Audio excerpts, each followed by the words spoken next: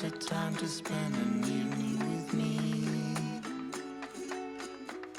And if we go someplace to dance, I know that there's a chance you won't be leaving with me.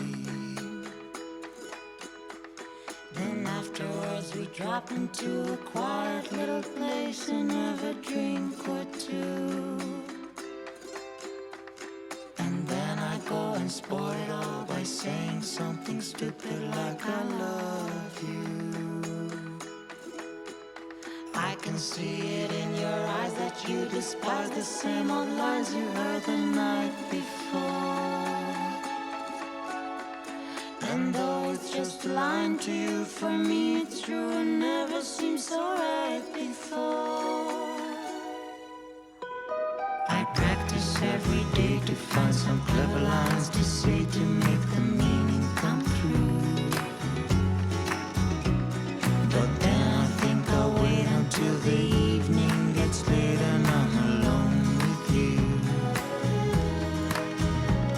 The time is right, your perfume fills my hair, the stars get red and all the nights so blue. And then I go and spoil it all by saying something stupid like I love you.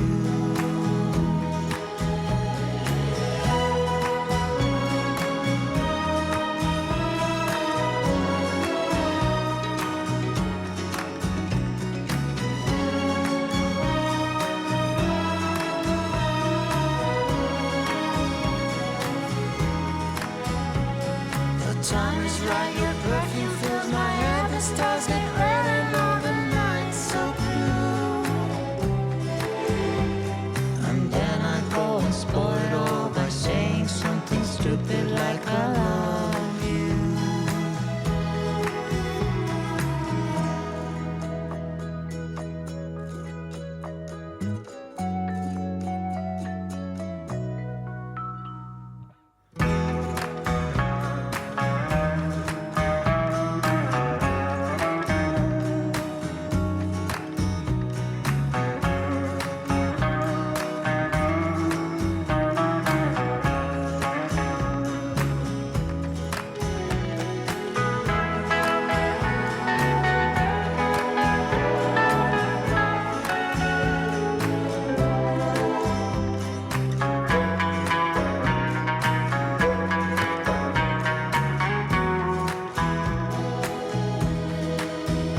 I can see it in your eyes that you despise the same old lies you heard the night before.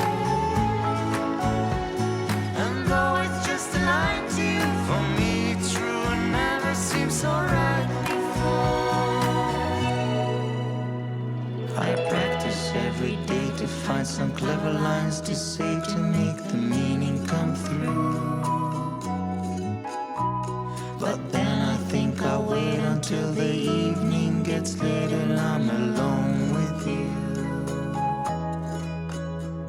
The time is right, your perfume fills my hair, the stars get red and all the nights so blue.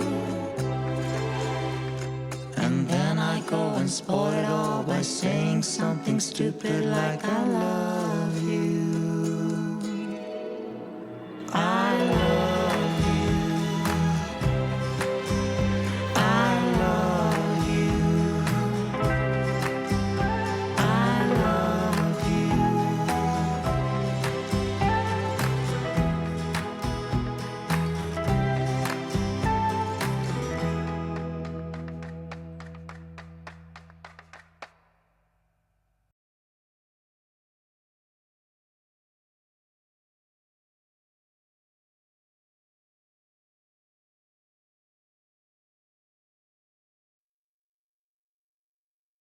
Oh, she's a Is that a sweetie. Russian blue? She's not, because her eyes are yellow. They are not Ooh. blue. Is that her lightsaber color? See? Ooh, she's a Jedi Sentinel. And see those ears like that? Mm-hmm. Mhm. She's not happy. Oh no. Her facial expression also gives that away. He was like doing that whole eyelid half shut maneuver. Yeah. Hello, fellow You know, it's Galactic not listeners. Gallon, but I'm Gilpin. Aaron Julian, and this is WSTR Galactic Public Access, a Star Wars podcast. Welcome to episode 167. Today we are picking up our monthly segment. I feel like it's been longer than a month, but maybe not. Imperial Inspection. None other than the smoothest man in the galaxy, Mr. Lando Calrissian. Who is with me today? We've got Miss Heather Allred and her feline friends. Hi, everybody. Yes, they're Thanks somewhere for joining in the us. house. They may or may not come by. And we have Mr. J.D. Barrow from the slopes of Appalachia. Excuse you. It's Appalachian. Appalachian? Thank you. Thank you very much. Will do. Mr. Todd Hoffman and Miss Carla Giacalone have the night off. But yeah, we're going to bring the party tonight. Party like it's 1918. And it's the Spanish flu. Oh, wait. I was wondering where you were going. It is like that. On that note, let's head right into Cantina Chat. Oh, gosh. Let's just jump into I jumped. Did you guys jump into? Oh, there we go. Oh, Aaron, overachiever over there. Oh, Yeah, I know. that's so good. I broke my All something. right. Well, I don't know, but it's hard to believe that this time last year we were at Star Wars Celebration, Oh, yeah. and now we're trapped in our homes. What? So, What year is it? so that's pretty crazy. So, let's see. Carla's not with us, so she can't really share what's going on nerdy in her life, but through some of the rumor mills of our private chats, she's of Ooh. course wanting to do another outfit. So we'll see how that plays out. She'll tell us more later. Details to come in the next WSTR episode. That's true. That's true. So Todd Hoffman reports in stating he obviously is talking about Celebration being a year ago, having that Rise of Skywalker trailer panel, hanging out with yours truly, Mhm. and then letting Trent experience the fun too, which is super great. And then he says, Happy Easter to everyone. So for those who celebrate Easter, Happy Easter. He finished the C-3PO audiobook.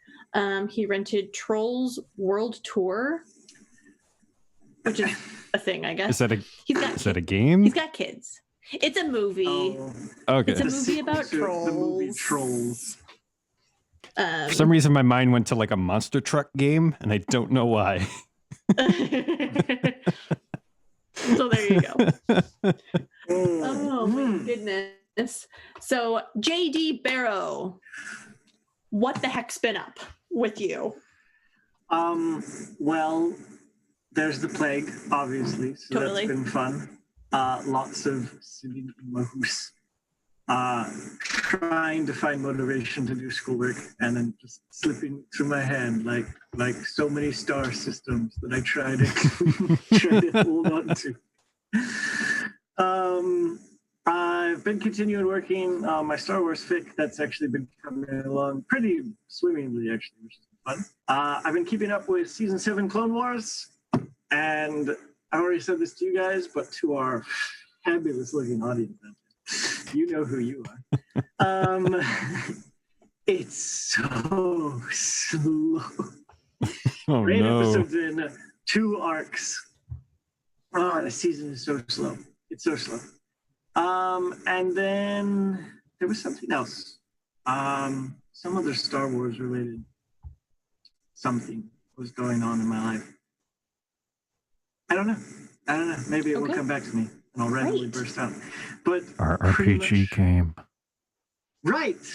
There it is. I'm about to resume my 2 Legends of the Force RPGs online in the interwebs. Virtual reality. We're all gonna dress up like cam girls, and it's gonna be great. Oh my. I don't even know. Oh my gosh. And on that note, Aaron Julian, Yeah, that's me. that is you. Impossible. Yeah. So I've been streaming as of late on the old Twitch. Ooh. Finished up Jedi Fallen Order. That was a fantastic game from start to finish. Hard to really find much to criticize about it. But yeah, really liked the characters and the story. Gameplay was really addictive and really fun. Beautiful looking game. It didn't feel like padded or like too long at all. And just right when you think it stopped delivering, it would still give really good surprises. So highly recommend that game if you haven't picked it up already. I also finished Doom Eternal. Finally, I slayed the demons of hell. Somebody has to. Somebody has to. It was also on Good Friday. I don't know how sacrilegious that is, but what better way to commemorate the descent of Christ into hell than with some Doom? So yeah, I got to think of what game I want to play next, but that's what I've been up to, and I've been running a Edge of the Empire campaign on Sunday mornings. Our group, they've stolen their first ship that they're flying around on. They managed to go to Nal Hutta to pick up another job, and before they can do that, they need to go change the transponder ID on their ship so that the Imperial stop tracking them.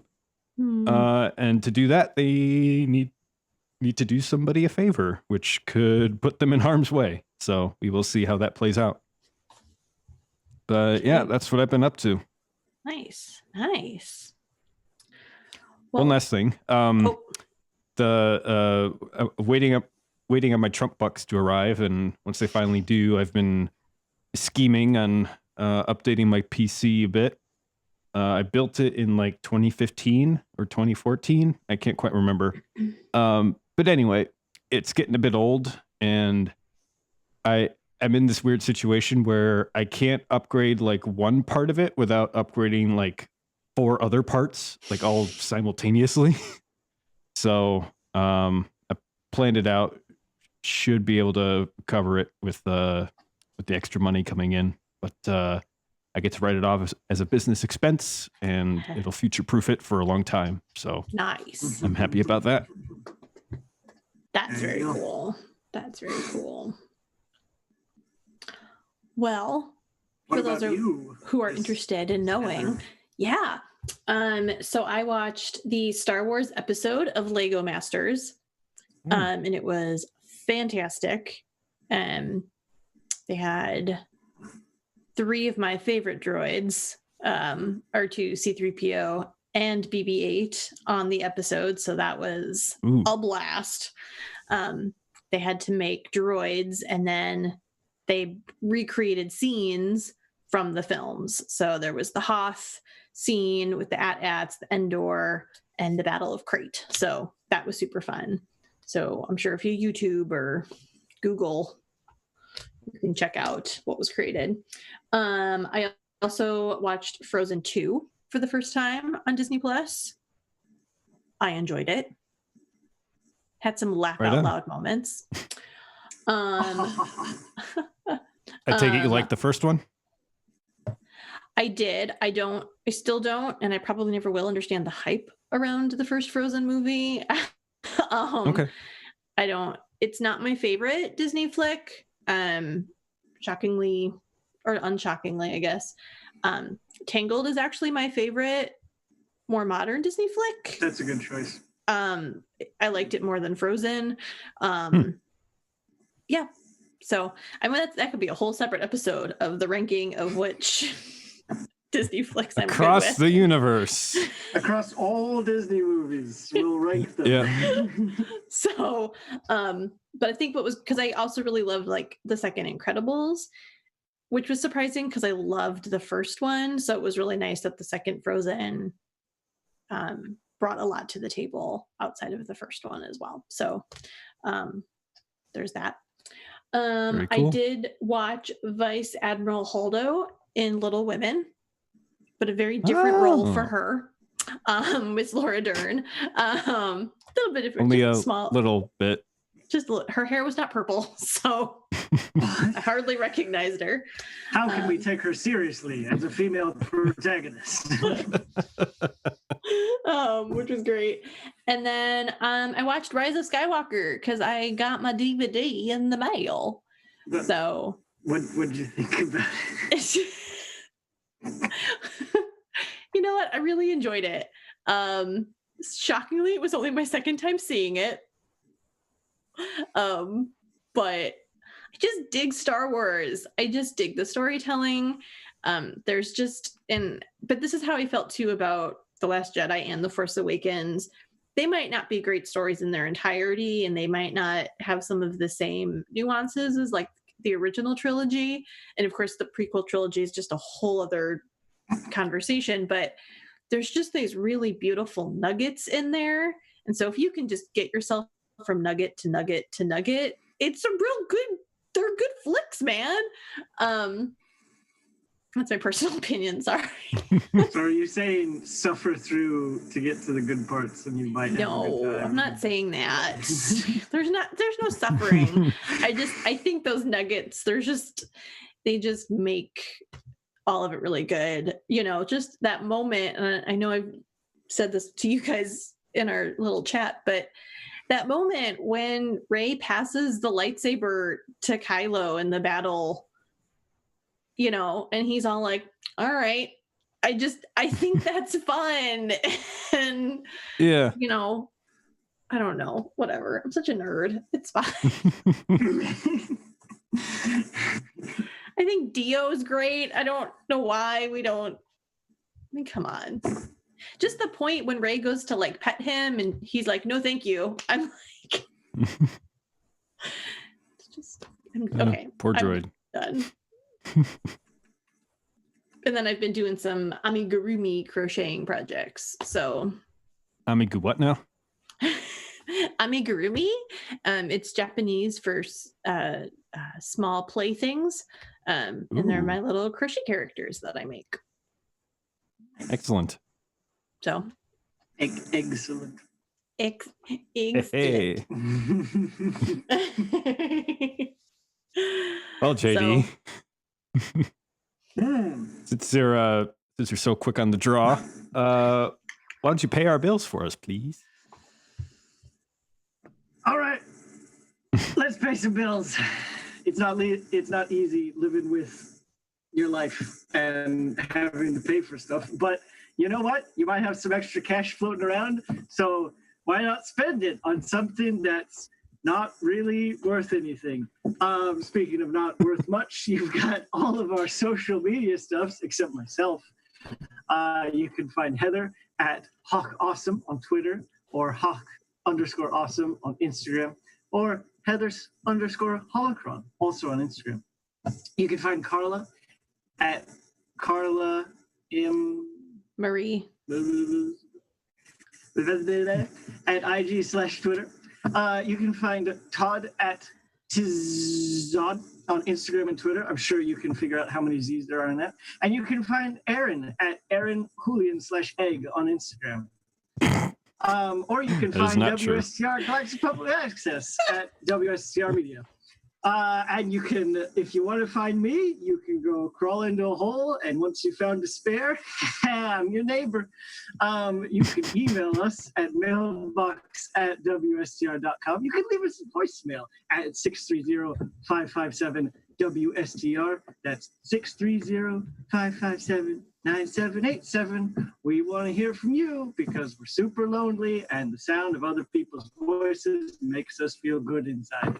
Our entire back catalog of episodes and more worthless information and words that are just spewed over the void into nothingness can be found at podcast.wstrmedia.com. And if that wasn't enough information in one go, here's some more. So go to Audible, check us out. They got some books and dudes reading some books and some dudes in a microphone. So it's kind of like a podcast, but they get paid more than we do. So go to Audible because Amazon's your overlord. And why wouldn't you? You get a free 30-day trial, only at the expense of your soul, which you've already given up anyway.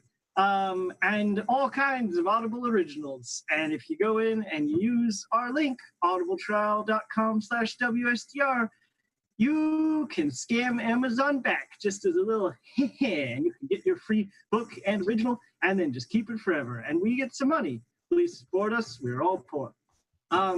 Speaking of supporting us, we got store.wstrmedia.com.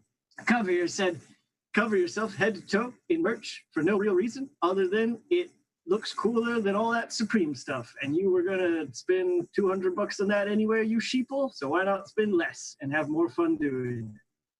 We're also on Patreon, patreon.com/WSTRmedia. Thank you, our patrons, the only people who really believe in us, Jason Handy, Jeremy Myers, and Scarif Scuttlebutt. We appreciate you because you pay us to. And that's all of our bills paid. Congratulations, Heather. Take it away with the news. That's kind of hard to follow. Let's see if I can do it. Here we go. Right. I've got some teasers for you, gentlemen, and those hopefully watching us on YouTube Live. We have read along. All So if you're right. feeling lonely, you can read along, right? Shut down. I don't know if this is 2187, 2187, 2187. The choice is yours. 218.7. Ooh, there you go. To I like it. 187. Okay. Who knows? There's just too many options at this point. Oh, and then one more trailer. Just one more? Just one more. Just one more. Okay. Okay. I think I can handle that. Okay. I've been So, one more disappointed so game. far. One more game before bed. One more chapter. One more episode. One One more. We're all used just to one it. more. It's all good. I'll go to bed right after this. All right. All right. And one of my favorite parts of the episode is now up. That's right. Big expressive arms, which I really should be going like this. It's the Twitter trash compactor. All right. Last week, I'll compact our audience. we had a full house and we chatted about Vader Immortal. So obviously our question is, have you played Vader Immortal? And of course, comments are always welcome. And in true JD fashion, hashtag Star Wars, hashtag Wednesday Wisdom, hashtag VR Gamers, and hashtag video games. Games. Video Video games. How do they work? Devil. So Twitter, of course, gives us 4 options, and we have yes, no, watched it on YouTube, and I have no interest.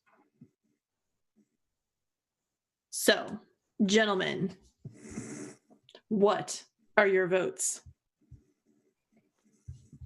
I watched it on the YouTube Yay! Yeah. because I had to research for the episode. Hey! Noise. JD? I actually completely forgot about this game because I know there was a lot of hype and stuff around it. So I'm going to watch it on YouTube, but I guess no would be my answer. But I'm not in the not interested category. I just Right. don't have the money for VR, unless you guys head over to store.wstr.com and then I can Buy our entire stock. buy our stock. Oh, that's great. So, if I was just Heather, the answer would be no. As a podcaster, I'd have to say watched on YouTube because I did for the podcast. Do you have like a split personality? Like, is there I do. we're Hez that takes over, and she's the podcaster, and just Heather is your normal alter ego? I mean, I do have my Hawk Awesome personality, so Have you noticed Heather and the Jawa are never in the same room? Kind of suspicious. oh my gosh, that's great. Well, from just the straight poll, guys, let me share with you what went down. We had 11% be like, I have no interest in this whatsoever. Why are you asking? I then had 18% saying that they watched it on YouTube. We had 21% say yes, so they must have played it. And then, of course, we have our last one. 50% said no. But I'm not done. Because we had some comments. What? Oh, snap. All right, here we go. What? Did someone say something? No, okay. Am I hearing things? Is it the alter ego? The voices in your head. Okay, just checking. It's the medicine wearing off. Woo! Okay, so the Jettle, I should stop hanging out with you too. The Jedi, Bringing the average intelligence down. the Jedi Temple Archives podcast reached out saying it's friggin' awesome. Definitely some of the best Star Wars fun you can have, especially at home. Also, the first time you meet Vader is mind blowing. How did they have any mental capacity to write this? It's hard to know. Mine was. We also have Around the Galaxy stating, love it, gives a new perspective on the scope and scale of the Star Wars universe. Stormtroopers are actually scary and Vader is menacing. Ooh. Dun, dun, dun. Bum, bum, bum. Our friends over at Tatooine Sunstay, they state, we really liked it. Yeah, no A in that really. No, just Just really. Really like. Oh, that's great. Oh, I'm not done. There's more. But wait, call right now. Mr. Daft Prawn states, wielding a lightsaber is fun, but using the Force is something else entirely. I can't recommend Vader Immortal enough. The story is very well written and the game design draws you right in. Thumbs up. Roger, our friend Ro from Roger. That's all I can do. It's exhilarating. I mean, when Vader walks up to you, looks at you face to face, wow. And then lastly, the MRC Tech group people podcast. Sorry, I don't know who you are. I need to get on Twitter more. Really amazing. Haven't played 2 or 3, assuming episodes, but I was blown away by 1. So clearly some rave reviews to those who have virtual reality technology. And watch out Sounds for like Vader. it, yeah. Because apparently Vader is very scary. So there you have it. That's the Twitter trash compactor. All right. So now, what's next? I think it's time. Say it ain't so. For what, Aaron? What? You know what it is. Tell It's me. time for Tell me. our main topic. Tell me. JD, we're talking about someone today. What? Yes, Is it me? a certain special Is someone. it me? Is it me? It's not you. Oh no. Although you Oh, are a then- special someone, it's not you. Then it can't be that important. We Oh. No, we are talking about someone today, Aaron. We are talking about one Landonius Balthazar Calrissian. Oh my That's a god. mouthful, people. Oh my gosh. So, just a full disclaimer, I did not write any of this, but I'm going to read it nonetheless in my normal professional way of doing things.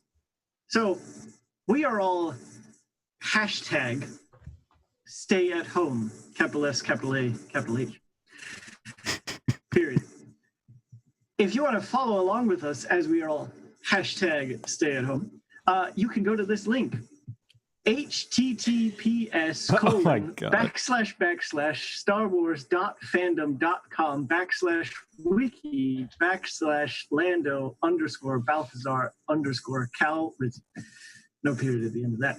So yeah, just go to Let that this link guy and you can backstage. follow along with us as we go through this.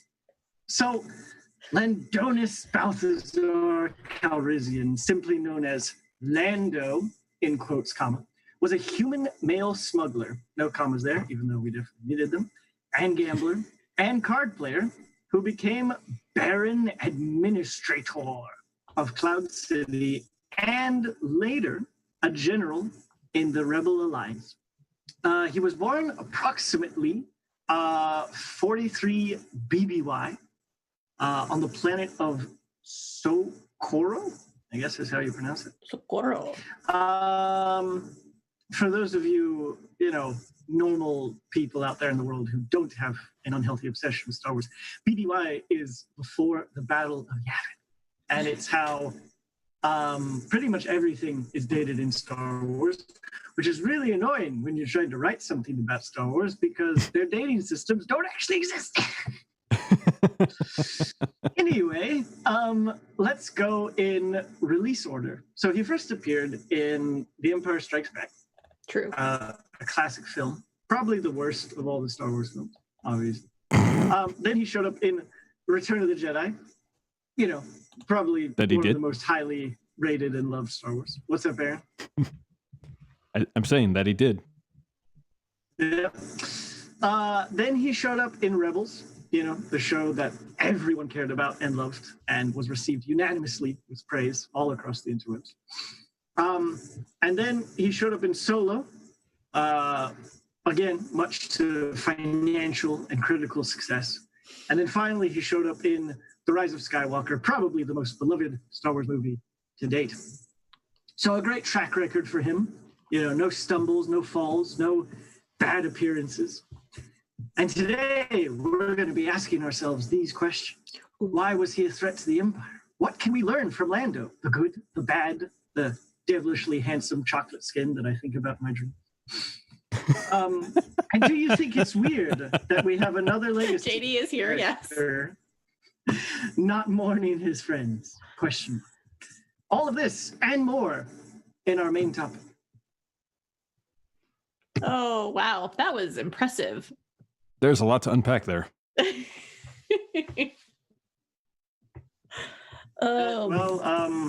Let's start unpacking, shall we? Let's unpack this. Let's jump into it. So, Heather, why don't you tell us your experience and perception of this handsome man? Yeah. So, obviously, when you first meet him in Empire and being smooth and what have you, I think what's great is you get a true understanding of a human, or really any character in the Star Wars universe, based on how Chewbacca responds to you. Because Chewbacca is the most lovable character ever. Mm-hmm. So I think he sets kind of a good tone to kind of be like, oh, something happened. Something's not okay. But, he's just a man trying to make a living, trying to do what needs to be done. So, I think he's a fun character. I enjoyed meeting him initially. He provided kind of another fun obstacle. Is that a good word? Let's use that word, obstacle, for our main characters. JD's absolutely losing it. So for those who are not joining the live stream, I need to point out this is why you join our live stream Monday nights on YouTube. Okay, I just pulled up his wiki, and it's got all of his different biographical crap, right? Like the Homeworld of War and all that stuff. You know what it has? Also, it has his mass.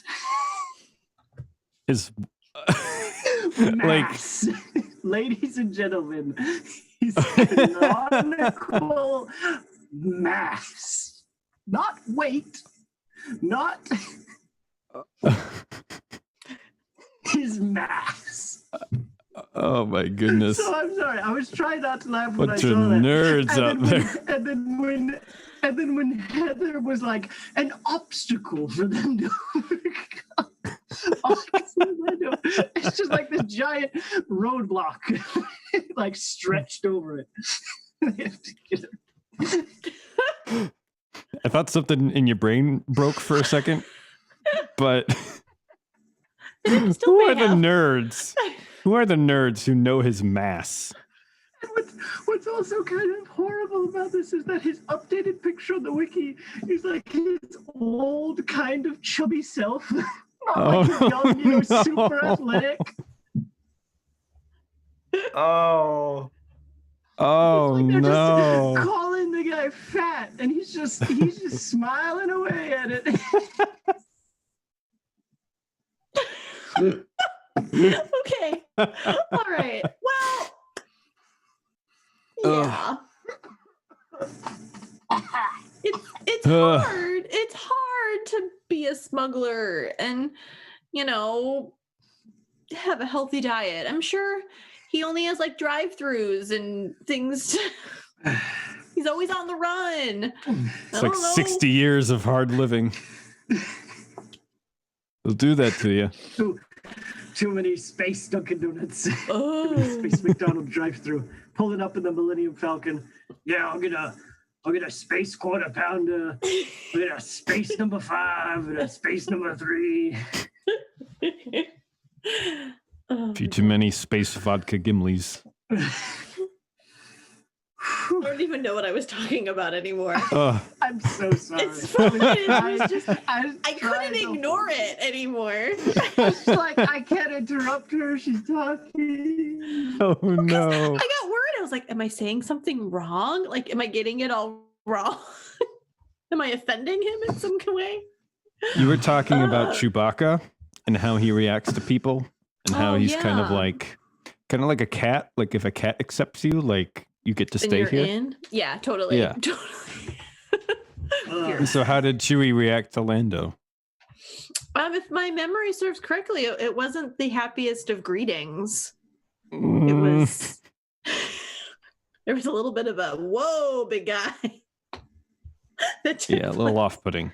A little off-putting, He but tried to eat him because of how much mass he had available. yes. Oh no.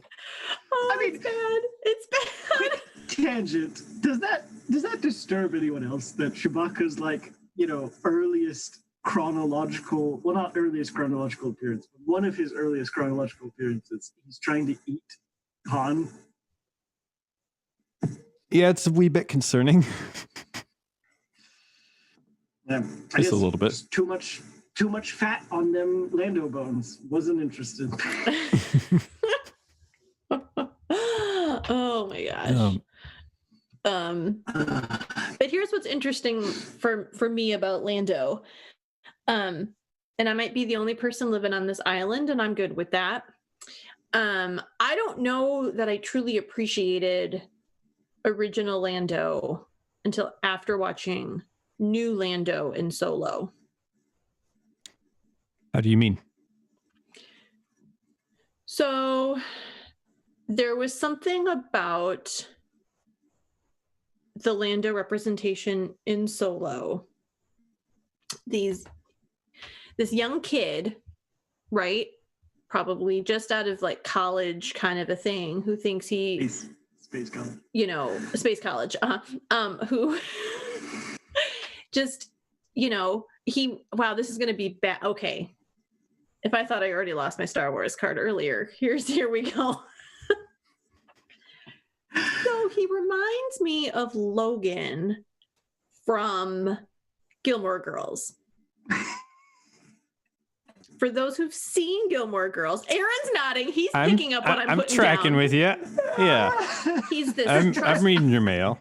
He's reading your mail. That's great. He's this he comes off as this trust fund kid in his smooth satiny clothing and his capes. I mean, he's wearing capes for crying out loud. You know, Yeah, he's kind of a dork. I mean, right? But he's like got this money to burn, but then is like gambling it away and not being terribly responsible, you know, and we can ignore the whole weird relationship with, the droid situation from Solo because that was just awkward. But what? You don't want to focus on that on every press conference that we talk about this? No. Lando's sexuality? So then I think it's interesting kind of seeing how he probably, I mean, obviously through losing the Falcon that we learned and kind of getting a bit more in depth of that you kind of see him really using what he knows. I don't think he's a bad business guy. I just think he relied so heavily on this swag that this is kind of where he is, hosting this fancy dinner party and then betraying people who are actually nice to him. And then, and then we see it again, a greater appreciation of him being the bounty hunter and trying to rescue Han and the whole kind of kit and caboodle that I don't know that me personally, when I watched the original, understood his character until I saw young Lando. End scene. So Aaron, Yes. What you kind of think about Lando, going off of what Heather was talking about? Well, since you asked, I actually recently rewatched Return of the Jedi, which had me want to rewatch Empire Strikes Back, and which turned out to be like prep for this episode. Nice. So, yeah, I count backward. It's a horrible condition. Oh God, what happened? He took great offense, Aaron. He took great offense to what you were saying. Oh, Was that Spencer or Sophia? No. That's what I want to know. Should we wait for him to come back? I don't know how long he'll be. Yeah, I don't know either. We can give him a beat. Okay, the show must go on. So, Yes. rewatched Return of the Jedi. Yes. Rewatched Empire Strikes Back. Correct. And what really struck me was that in a lot of ways, in Empire Strikes Back, Lando is kind of a foil for Han, Mhm. in that it's more obvious in A New Hope with some of the deleted footage that they had that Han was supposed to be much more of like a sleazy like ladies' man, Mhm. and we didn't really get that with any other character, but Lando kind of filled that void, except a lot classier, a lot less sleazy. But he's still kind of making inappropriate advances on Princess Leia. And in that regard, he's a direct competitor to Han. And so they kind of bring out each other's character qualities. And he's also this kind of interesting character because he's had this past of the kind of low-life smuggling lifestyle. But in a sense, he's kind of grown up and matured from that, in that he's now like a city administrator.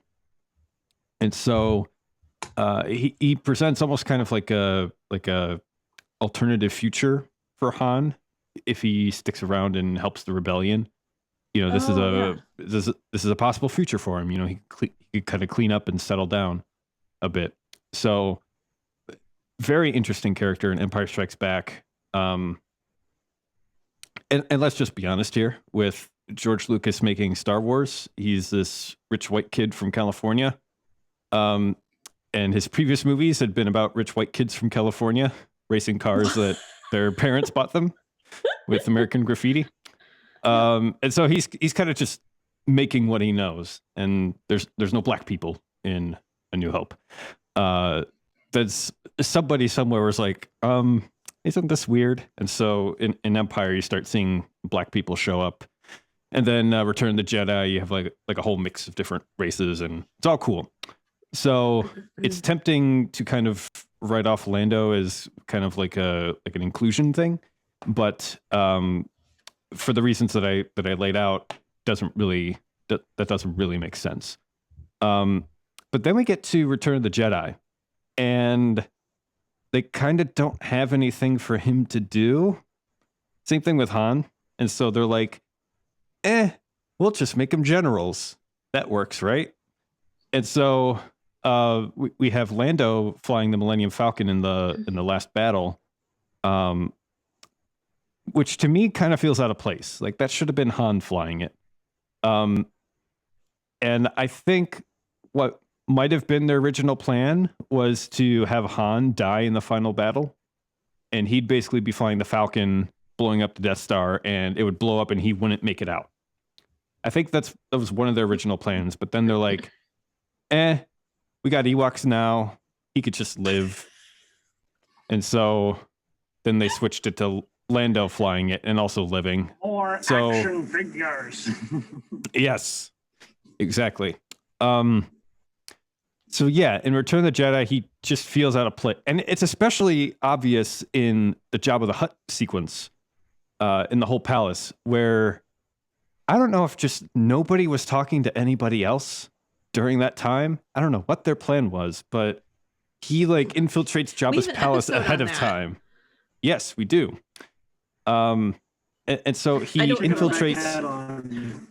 Yeah, I'm not quick enough on the draw to look it up, but we do have a whole episode talking about this. He sneaks in into Jabba's palace ahead of time in disguise, I guess waiting for everybody else to show up so that he could be there during the final battle to like help out.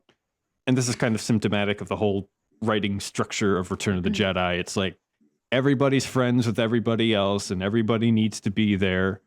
It just makes it more obvious how Lando doesn't need to be there at all. And we also see this in The Rise of Skywalker, where he shows up for pretty much just a cameo. But it's just even more sad and pathetic than Return of the Jedi. And to creepily hit on his daughter. Yeah. So that's fun.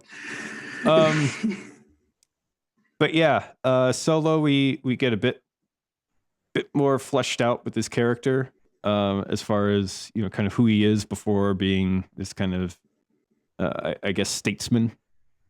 And it is neat to see that kind of interaction between him and young Han Solo. And he really does kind of steal the show from Han in that movie. So yeah, it's nice to see more of him. It's just also disappointing to see the kind of wasted potential that they had with him. Yeah, that's my take on Lando. I've not seen Rebels, so I can't comment on that. I'm sure he's, you know, he has like a whole backstory and it's all well written and he interacts with and he was behind, you know, this and that and the other thing. But because Rebels is such a good show, well written. Yeah. Well, I guess to kind of continue this and transition us. For my part, I really like Lando. I think he's a fantastic character. I think he's really interesting. He's compelling. There's a lot of things you can do with him. In a lot of ways, I think he's more.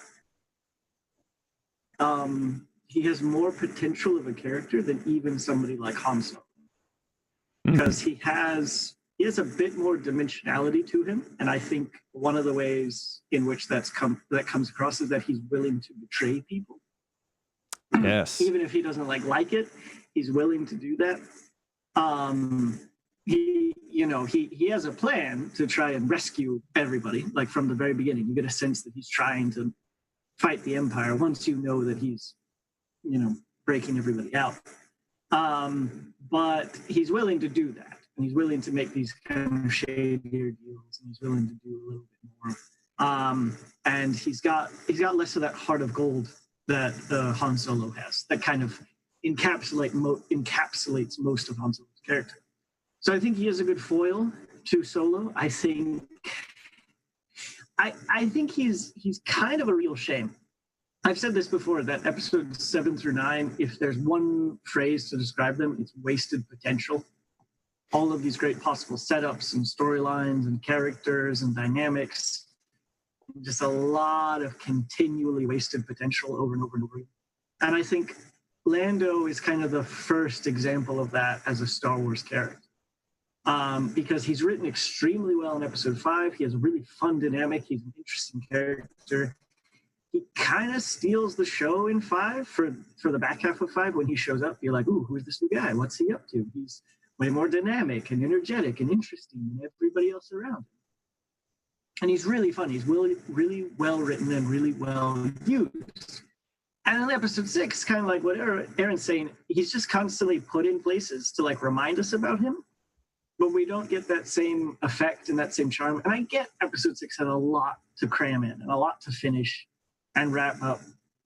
And it's not about him at all. He kind of had his moment in spotlight, but he's just kind of there, utility, I guess. And then in Solo, like you guys have both kind of said, he just comes across as a rich trust fund kid who's, you know, scheming his way through life, and he's doing like super cringy like space YouTube vlogs on his hologram. I forgot about that. And he's super, and he cries about a dead robot, and then he gets over her instantly, and then he leaves all of them to die on that planet when it was kind of implied that the ship was busted, right, and it couldn't take off, and it's like the weird theater kid. And then he just kind of whimpers out like a punk when Solo beats him at a card game. Beats him at a children's card game.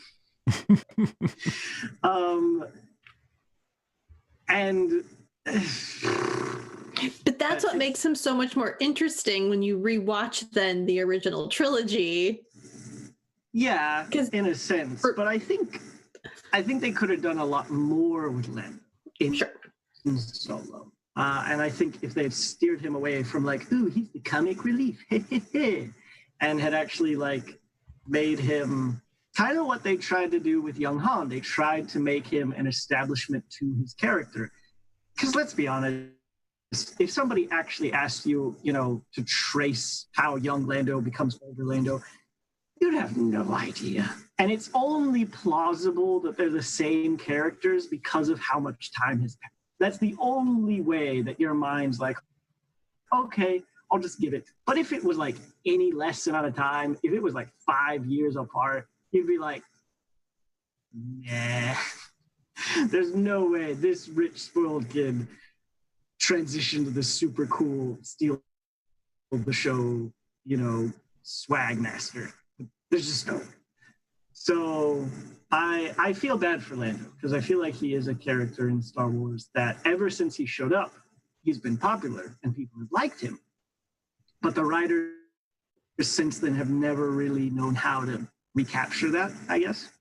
And they just kind of throw him into places and just make him whatever they need in the moment. Oh, we need him to progress the plot. Throw him into episode 9. Oh, we need him to, you know, lead on to this new book or series. Throw him in at the ending. Oh, we need somebody to be the comic relief in Solo. Throw in Lando. Like, he's thrown around, and I don't think he's really ever been done properly since episode 5, personally. That's just kind of my thing. I think he's a functional character. I like him in all of his appearances to various degrees. I just don't think, I think episode 5 is the best we see of Lando. And everything is just less. Yeah, it's a shame. So, with that, I have a question for you. Yes. So, now that we kind of have a little bit of knowledge about Lando and his different appearances in the Star Wars universe, why do you guys think he was a threat to the Empire? A threat to the Empire. Well, if we're going by just Empire,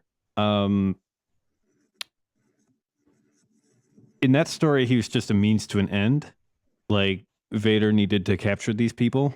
And so in a lot of sense, Lando is just like a pawn, and he had these conflicting desires to like serve and protect the people of Cloud City or to like sell out his friend.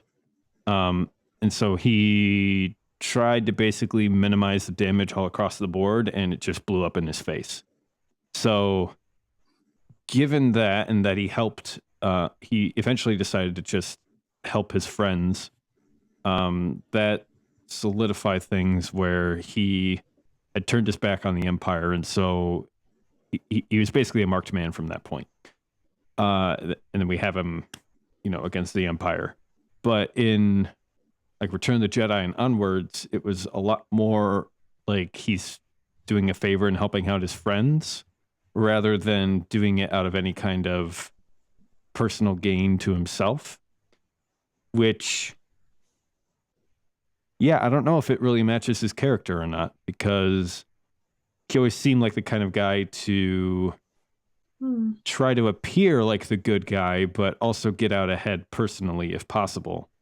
And I wish they'd kind of explored that angle a bit more.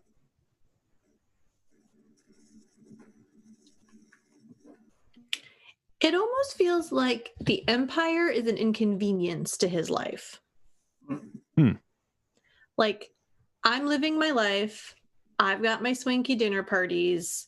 I've got ladies to entertain. I've got games to win and cheat. And I've got all these things. And now here comes this Empire who are threatening my life to get these other people. Or they're stepping in and causing me to do something different. That's sort of like the initial vibe I got when we first like kind of meet him. Like the Empire's an inconvenience to the lifestyle that he has created for himself. So that's kind of interesting, kind of what Aaron's talking about. But this idea that as the story moves forward with him, he's really trying to do things for other people. And, having just recently rewatched, Rise of Skywalker and seeing him in his little gear thingy and his traveling ship sand thing. I don't know what it's called, but, and even then, if I follow my same logic, when we first see him and you see Chewie respond to him in a very different manner, clearly he's a changed man in some capacity. But then what I love about it, and this is the part that now I'm like, oh, I have to dissect. There it is. I found it. Dissect. This thought process, but the fact that when he tells Rey, like, send my love to Leia, and she's like, dude, go do it yourself. Like, it almost, now I'm feeling like, is he purposely removing himself from that kind of world or whatever? I don't know. Now my brain has to think about that for a moment. I don't know. Basically, my original thought is the Empire, he's a threat to the Empire because to him, his life doesn't include the Empire. So, yeah. Yeah. Just kind of scanning through his wiki real quick, you can see that Disney has done a lot to kind of make this character that originally was just kind of supposed to serve some specific roles, and they've tried to give him all this different, complex, really cool backstory. And they show a lot of different like good things that he did, and a lot of times that he like fought the Empire on like an independent basis, and all these different things to make him super cool and make it, real easy for him to see him, join the rebels. And I'm kind of with you, Heather, as far as like how we originally see him, how we see him in the movies, how we see him as he like primarily is known, like in Solo and in Episode 5, etc. It does seem like a guy who doesn't really care about the Empire unless it affects him personally. And I think it's a cool, more implied arc if that's just kind of left as the understanding and we don't try to get all this filler information. And it's just a slow arc of a man who cares nothing for anyone but himself, and he slowly finds kind of a higher purpose and a higher calling in, fighting the Imperials, liberating Cloud City, and joining the Republic on like a long-term basis. I think that's always a decent arc to do for a character. And I guess to answer the question about why was he a threat, he knew a lot. He was a really good smuggler. He was a really good cheat. He was a really good businessman. He was a good shot, good pilot. And so once kind of he became an asset of the rebellion, I don't know that he was much more of a threat more than just any other, criminal or underground organization or independent organization, in that he threatened the stability of the Empire. I don't really get the sense that this is a character who ever actually fought them until much later in life. So yeah, that's kind of what we all think about that. So with all this in mind, what can we learn from Lando? The good, the bad, the sweatpants at 3 a.m. It's always I would appropriate to wear a say- cape. Yes. Unless one. you were talking about the Incredibles. It's not Well, always I know, appropriate. but It's not always appropriate, but rule of cool. I would say he's kind of the example of sometimes no matter how hard you try, you are just going to lose and you are just going to piss people off. And so you really need to decide like what is worth fighting for, what is most important. And eventually he got it where he was like, I need to fight and save my friends. But if he had been able to do that from the beginning, that Han wouldn't have been captured, Princess Leia would not have been captured. Luke We would have wouldn't missed out on all the golden bikini fan fictions. yeah. Luke would not have had to disrupt his Jedi training. Could have gone a completely different direction. So yeah, that's what I would say you could learn from him, but also it's kind of a lesson that you can't really run from your past for too long, because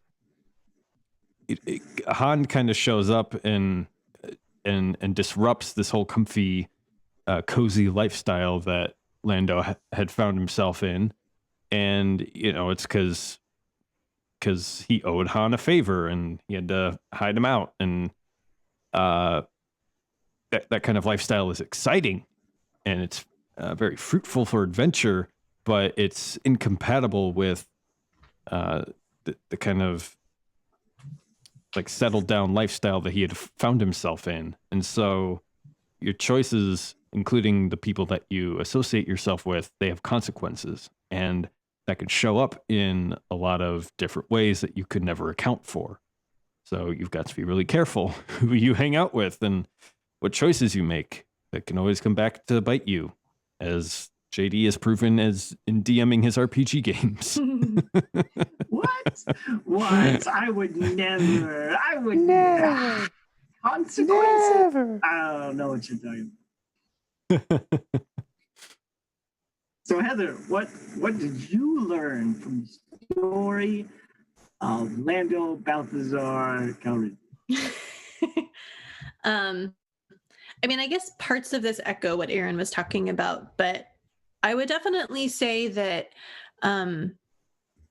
confidence gets you pretty far, but sometimes confidence is just a facade to some insecurities.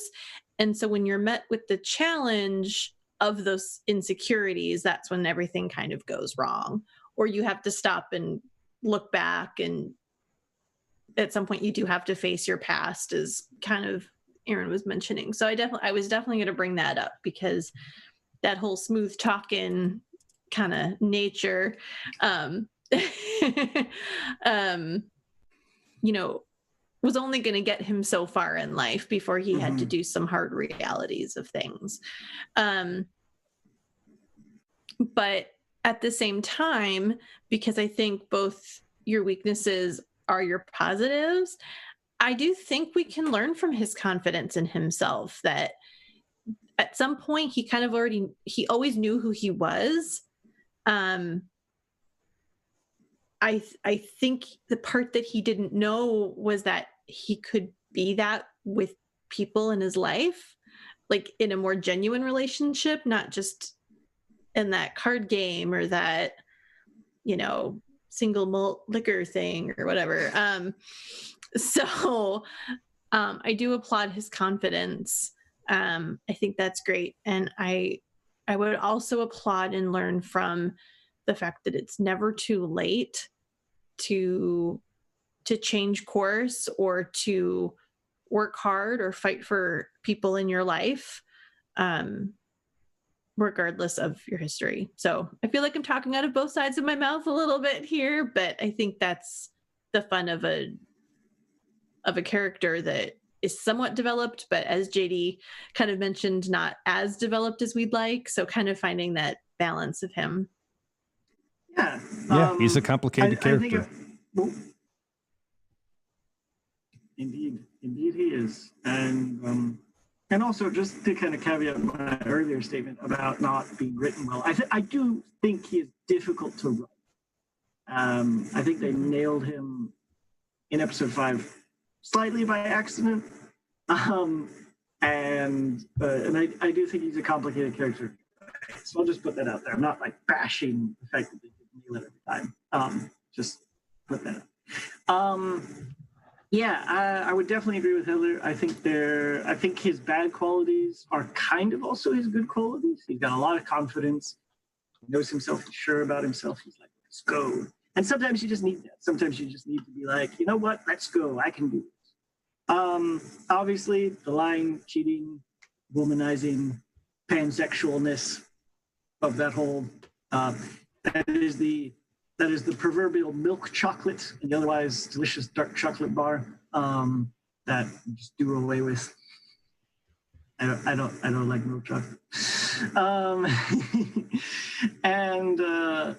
And yeah, I think I guess the best takeaway from Lando is that ultimately when you live a super, super selfish life, you do come to kind of a crossroads where you kind of have to choose if you're going to stay that way and suffer the consequences of a life like that, or if you're going to kind of realize that only looking out for number one only gets you so far, and it only brings you so much joy and happiness and peace. And Lando, he reached that point in episode 5, and he made his decision. And I think a lot of people who don't really think about anyone besides themselves can maybe take a bit of a lesson from that. And maybe we can take a bit of a lesson from that when we tend to move towards selfish behavior. So yeah, and now with the final question Todd has given all of us young Padawans to consider, do you think it's weird that we have another legacy character not mourning his friends? ? I don't know what he means exactly. I think he might be referring to either Leia or Luke. But there is a general... Or Han. Yeah. Well, Han doesn't really see any of his old friends die. Well, Han nobody dies really first. mourns his death. Yeah. Yeah. So I think that's more so what Todd is talking about. Is it weird that we have another one of these staple characters that is just kind of like, people are dead. Just like that. So Heather, do you think this is weird? Is grief a natural thing, or do we just need to bury it deep down inside until it never comes out again?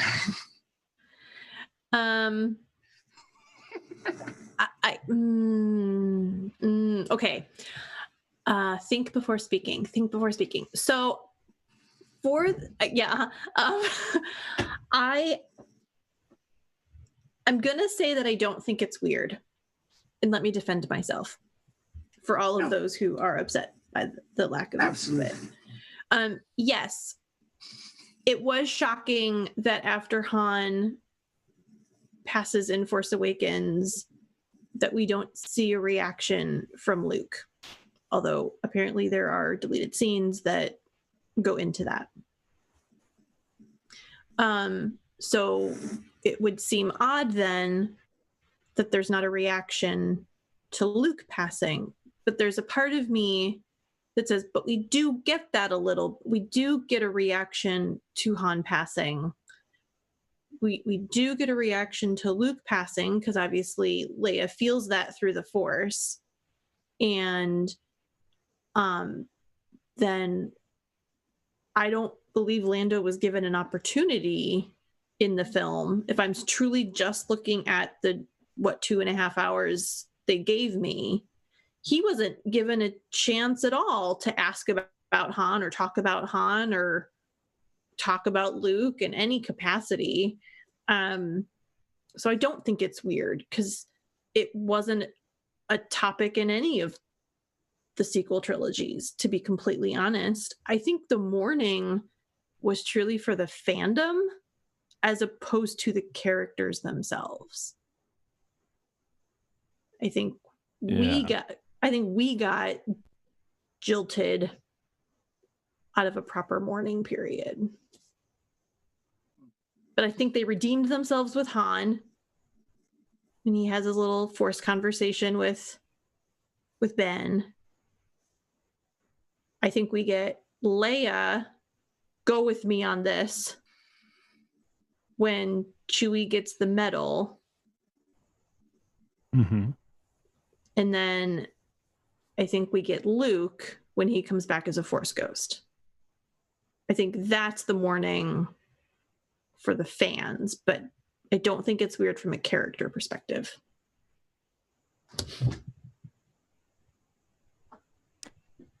Yeah, if I was being generous, I would say You're very generous, Aaron.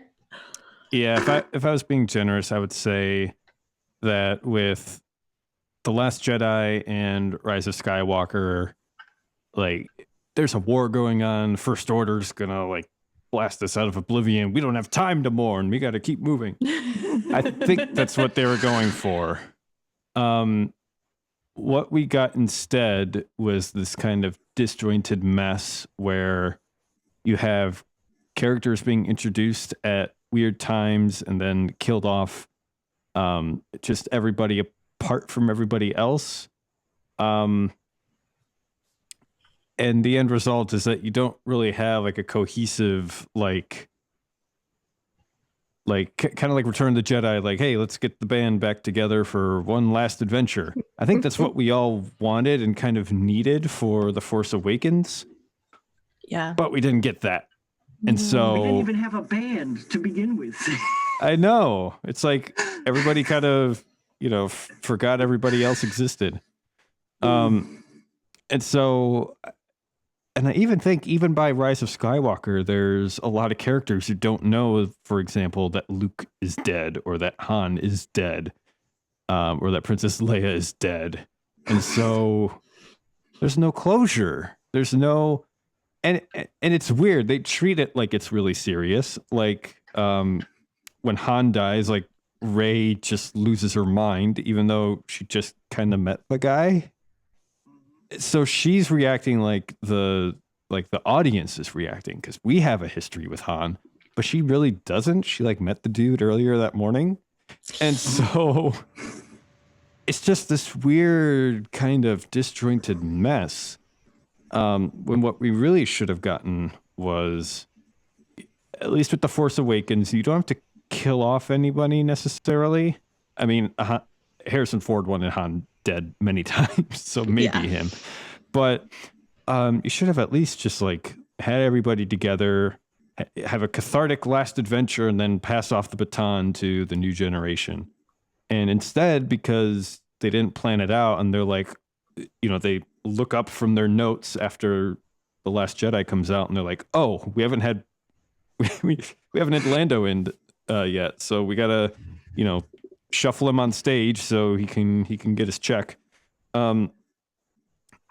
Because of that, it's just like, oh, why are you here?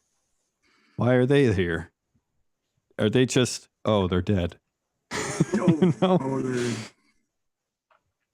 So yeah, it is weird that you have another kind of legacy character on screen. And it comes back to that wasted potential. Could have been a lot more if they had planned it out, but they didn't. And we're kind of left with to sift through the pieces. Heather, you were going to say something. Oh, I was only because I just had this thought of I don't hate Rey's reaction to Han's being murdered. And part of that is because there's something about the fact that Han gave this kid a chance and like invited her into his crew, basically saw some potential in her. And I think she felt really valued in that. As cheesy as it all sounds, it's kind of where my brain goes. And so I think she sees this opposing force that clearly she's connected to, but doesn't understand why, through Kylo, basically destroy this opportunity that's just been presented to her. So for her, it's not even just his death. I think it's also including, why is this guy that I'm weirdly connected to doing this action? So to me, there's kind of a duality to her reaction. Okay. Yeah, that's fair. I could be completely wrong. That's just kind of where my brain's at. If that's true, I would think it would be more appropriate for her to have like a reaction like shock instead of like outrage or despair. Sure. I buy that. Yeah. But I don't doubt the strength of the reaction. Maybe that's the better way to put it. Okay. The strength of it, but not necessarily, the mixture of shock versus, okay. Healthy discussion. I like it. I think I'd have to agree with Heather on this one because, this is a girl who's been spending her entire life on this desert planet and has been bullied and treated like crap her entire life. And so now the first like adult figure she finds outside of this planet is not only taking her on all these cool adventures and is like giving her pep talks and is like believing in her. But in a way, kind of like Heather was saying, it's also this opportunity to leave, to do something else, to go out exploring and be on spaceships and all this fun stuff. And then the dude just gets murdered in front of her. Like that's gotta be, a mixture of shock and emotion and confusion and terror and just, I don't think I would be. I feel like I would have probably a similar reaction to seeing this, old, super helpful, super nice man that even if I've only known him for a day and I've spent the whole day with him, all of a sudden he just gets murdered brutally in front of me. I'd probably be upset, even if I didn't have a super deep connection with the guy. And Rey is an emotional character, right? She's driven by her emotions. That's a consistent theme all the way through. So, like, for me, it makes sense. Within that, I wanted to kind of make the point. I was thinking about this.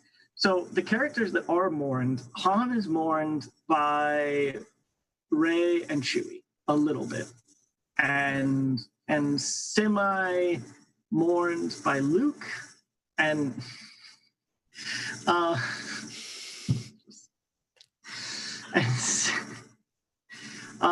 is semi mourned by Luke. When Chewie bursts into the hut and Luke's like, where's Han? And then it cuts away. There's an implied mourning there. And then the other mourning that we see is when Chewie like freaks out over Leia being dead in episode 9, which did tug at the heartstrings, I'll admit. other than that, with the exception of Rey freaking out over Chewie in episode 9 and that whole bit, right? Mourning is not really a thing in this series, like at all. And you could argue that in episodes, 4 through 6, kind of the standard for all Star Wars, there's not much mourning there as well. But at the same time, we don't have as many major character deaths in 4 through 6, right? Like Han gets captured, and Leia's very, very upset about that. But they know he's not dead. Obi-Wan dies, and Luke freaks out. Luke's very upset. But instantly, Obi-Wan starts talking to him, right?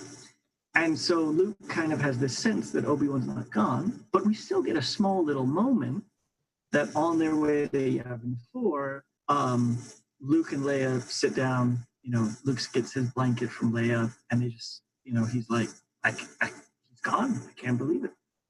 And I think that is something that this series, 7 through 9, is really missing. If you're going to have all of these hard-hitting character deaths, because like even Yoda and Vader are mourned. Like, Luke spends a little bit of time outside of Yoda's hut in episode 6 once Yoda passes away, and Vader gets his own funeral pyre, and Luke's standing there by himself, and he's a little sad, a little relieved, and he's obviously grieving the loss of his dad. Like, we don't get any of those moments. None at all. They are skipped over. They are done super quickly.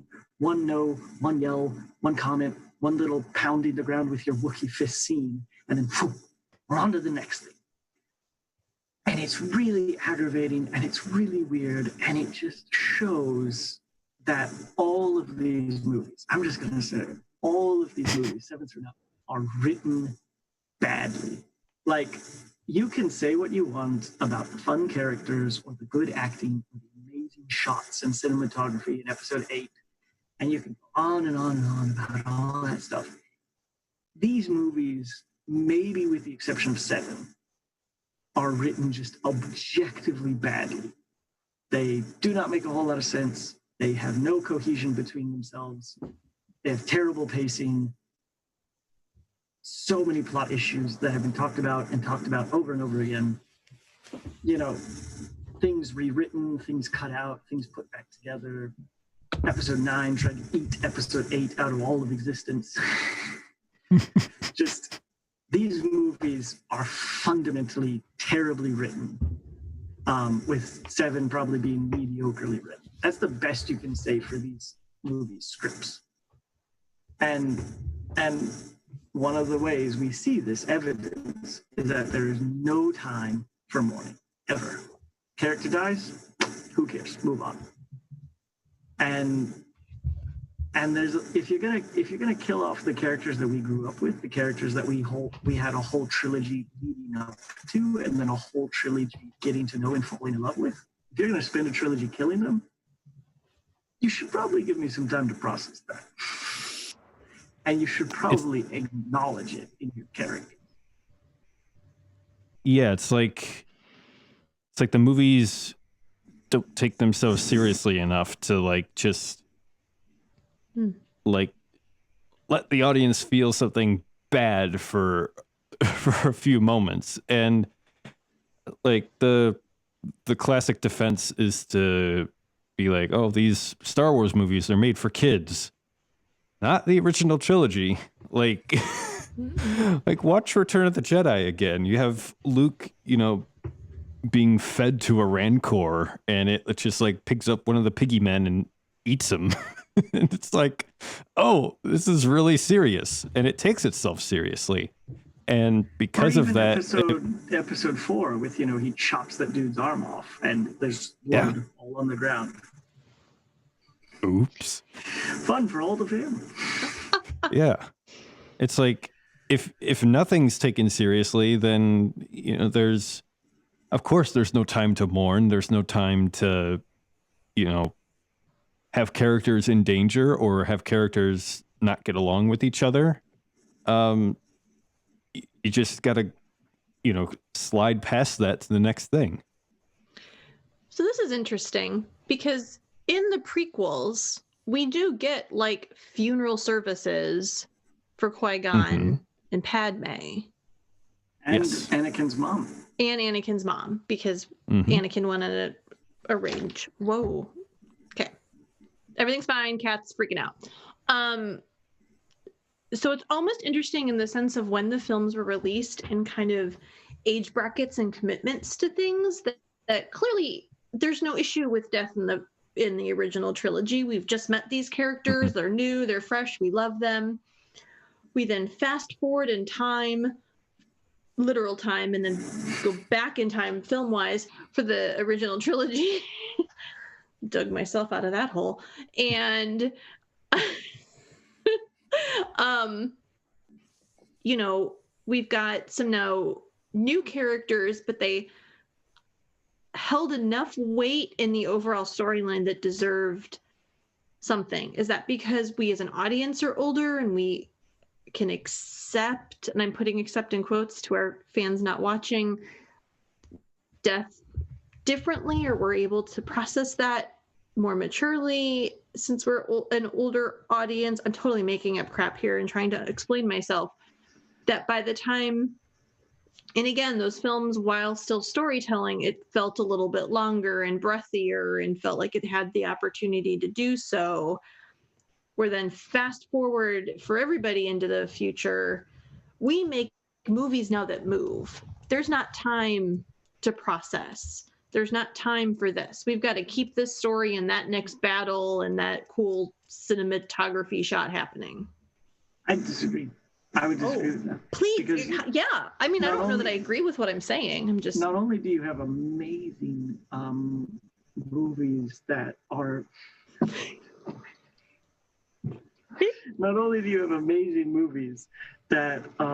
are super well liked and well done, like say, Once Upon a Time in Hollywood, Quentin Tarantino's last movie, that take their time and are critically massive successes even today.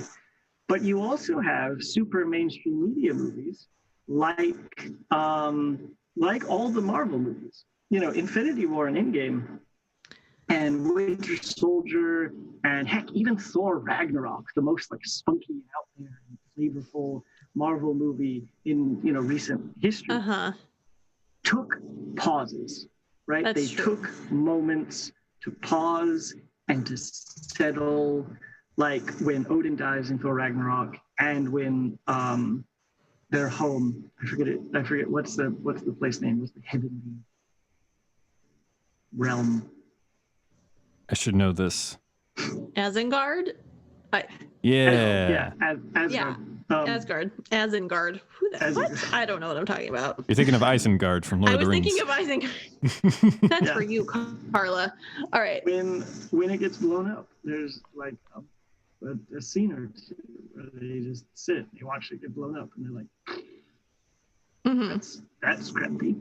And they let us as audience members process these things, right? Like, the snap at the end of Infinity War, they didn't just go, oh, we're all upset, moving on. The different deaths of different characters in Endgame. There were a lot of deaths in Endgame, or a lot of goodbyes. Each one took a chunk of time to get through. And so I disagree. I disagree when people bring up that whole, well, movies are just faster. Movies are just moving faster. Film has proven time and time again, you can hold any audience's attention with the right visuals and the right storytelling. Just because our world is speeding up, just because social media finds that people enjoy faster trends and faster videos and whatnot, cinematography still has the massively successful potential of sitting you down, telling you a story through visuals at a good pace. Not necessarily a super slow pace or a super fast one, but a good pace. And so I think it's just the broken fundamental of, and a lot of people say, well, the prequels were for like the audience that grew up after 4, 5, and 6. Not really true. It was much more targeted at kids, and it was all 3 of them are rated PG-13, if I'm not mistaken.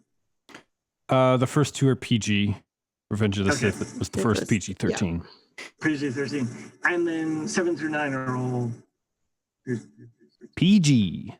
PG. Oh, right. But Pretty yeah, sure. so episode 3, which is targeted at kids, allows for itself to take a darker tone.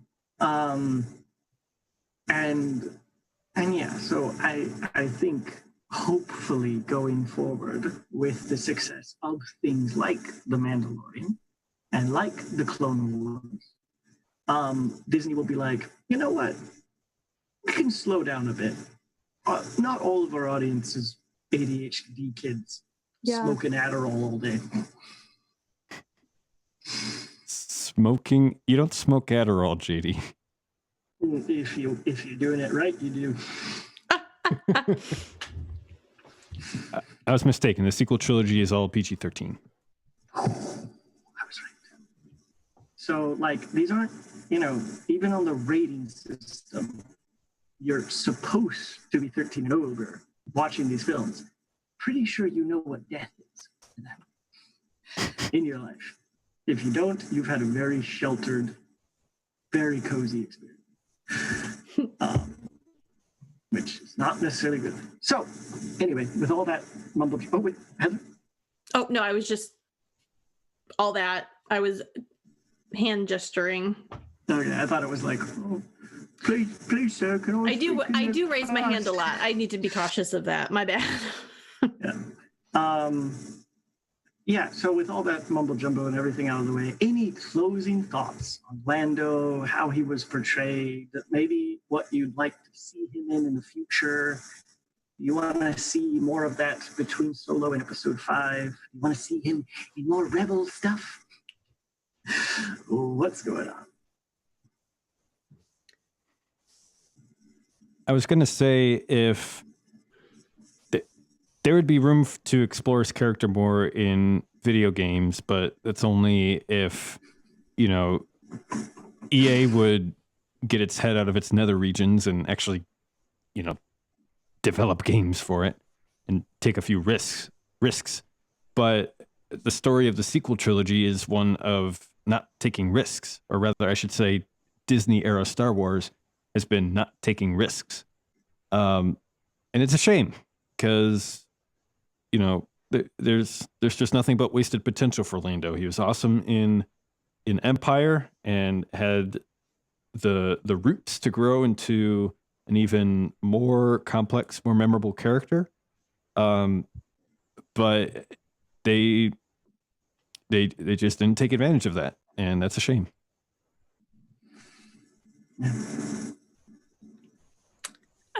I'm not sure what else there is to say that I haven't already said, to be honest. I mean, I think I would love a second Solo film if it's done well and has, a decent plot. I mean, I don't make it just to make it, I guess is what I'm trying to say. I don't need another Fast and Furious movie. I get it, your cars go fast kind of a thing. Like, don't just make it because you can. To potentially further expand his character, I'm not against that. I have no idea if there's anything in book form about Lando, but I think could they take a master and apprentice kind of feel of a book and do like a Lando story kind of a thing? One of my favorite ways of telling a story is Lion King 1.5, where you basically redo the Lion King, but it's the perspective of Timon and Pumbaa, which if you've not seen it, it's amazing. Yeah, it's pretty funny. So, can we see Lando's version of the Empire Strikes Back? Do we get to see the conversation with him in the Empire before Han shows up? What does that look like? Get into his head a little bit. So that could be kind of fascinating how that would be portrayed and come to light. Obviously, I'm not in the showbiz business kind of a thing, but I think that would be interesting. But That's showbiz. Yeah. Yeah, I think pretty much everything has been summarized up well. I think Lando is a really interesting character. He should have cried for his friends, as should many others have. And we'd like to see more of him, but we'd like to see him done better. I think we can all kind of agree we have not seen him as good as episode 5, Lando. And that's a disappointing fact because he's a cool character. He's got some great potential. We'd love to see more of him. So, Mr. No. Miss Heather. I'm not a mister. I didn't know if I wasn't sure about the notes. I couldn't remember if it was news or outro. Right. Yes. So that was the confusion in my brain. So Miss Heather, why don't you please take us into news of the week? Of the week. You got it. Oh, and cats just ran behind me. It's all fine. They heard about the news. They're like, I gotta get there. I gotta get down to the city hall. Catch the city hall. Oh my goodness. Too fun. Well, I don't know where you've been, but a lot of us have been staying at home because the world is falling apart. And so should you, listener. And so should you. And wash your hands. Thankfully, though, the world has responded. And while some have responded absolutely stupid, like a lot of people have responded in amazing ways. And that brings us to our first item of news of the week. And this comes from Collider.com, where we have Dear Sweet, what did I say? Collider. It's Collider. Yeah. Collider. I like Collider. Whatever. It sounds like colander. Right? And you have to filter the news. There you go. I'm trying. Okay, thank you. Basically, we see our dear sweet Rey as Daisy Ridley, so not Daisy Ridley as Rey, reading a Star Wars story to thank everyone on the coronavirus front lines. So she's reading a story for the special read along. She opted to read the book BB-8 on the Run, written by Drew Daywalt and Matt Myers. So it's kind of really cute. So you're going to want to check out the video that's out there into the world. But BB-8 on the Run takes place during The Force Awakens and follows the ball-shaped droid's journey to get a top secret map back to Resistance headquarters. Obviously, the story is aimed at younger Star Wars fans, but it's hard to deny this simple but fun story is exactly the right kind of pure-hearted medicine fans of all ages need right now. Are you one of those fans? Aaron, JD, have you seen this or no? I have not seen it. Have you seen it, Aaron? Oh, I have not, but I'm watching it right now, and it's very sweet. It definitely seems like something you could pop on, have your kids listen to, have their potentially favorite Star Wars character read them a Star Wars story. So I appreciate the effort. I don't know if she was intending to. No, yeah, it does seem like she was intending this for the people helping out the most with coronavirus. mm-hmm. I don't know. It seems like a nice thing. It seems a little odd that it's like sponsored specifically by Star Wars and Disney. Like she was told to do this, or maybe she asked them to do it. I don't know. I don't know. It doesn't, because it's got the Disney Star Wars logo slapped all over it in a million places. It doesn't feel as genuine as maybe they want it to. That might just be my cynical nature talking. Well, Once you're in the machine, you're always in the machine, I guess. Mm-hmm. I'm kind of with you, JD, and I'm only saying that because have you seen that video where it's like all the celebs from their $1 million homes like start singing Imagine together, like virtually? Yeah. And it's like, That was painful. if nothing else, this whole pandemic makes. I'm happy that it's just highlighting how useless celebrities are. No disrespect to Daisy Ridley, of course, but let's get some perspective here. So I probably. feel like I would be much more. Go ahead. I was just saying, yeah, probably, she got a check for that. But it's not the worst thing in the world. Get your kiddos together, have them listen to Ray read them a story. Nothing too bad about that. But yeah, it's you always got to be a little bit suspicious when Disney's around. Yeah, I think I'd be much more like, okay, that was cool, something nice for her to do.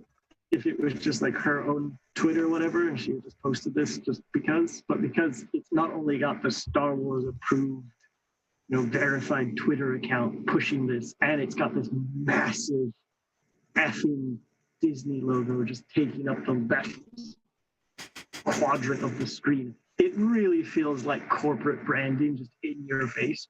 Buy our Star Wars book. Our movie's out now. Buy it. Doesn't feel like a thank you at all. It feels like corporate advertisement with a smile. Yeah. Hooray. Well, whether or not it was forced or not forced, it's still good to have some good news among the chaos that's going on. So I will leave it there. So other things because of this virus, coming from screenrant.com, our Rogue One prequel show, for our beloved Cassian, had 6 weeks of pre-production before the shutdown.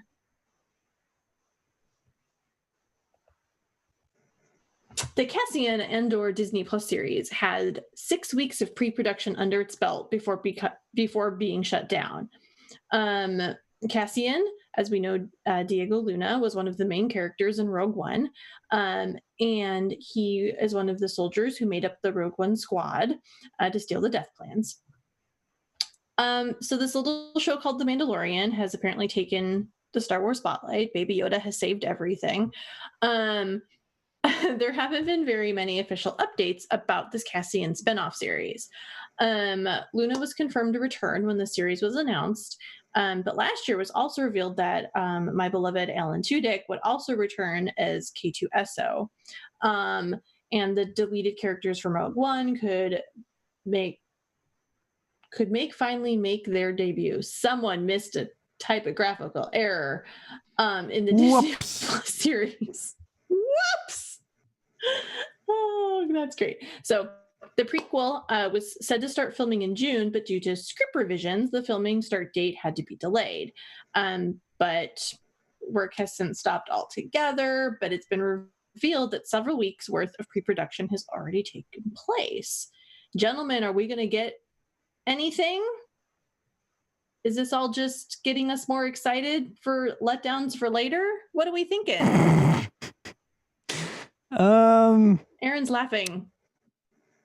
I almost don't want to hear about movies or TV series anymore until they're out, because it kind of ruins the magic of it.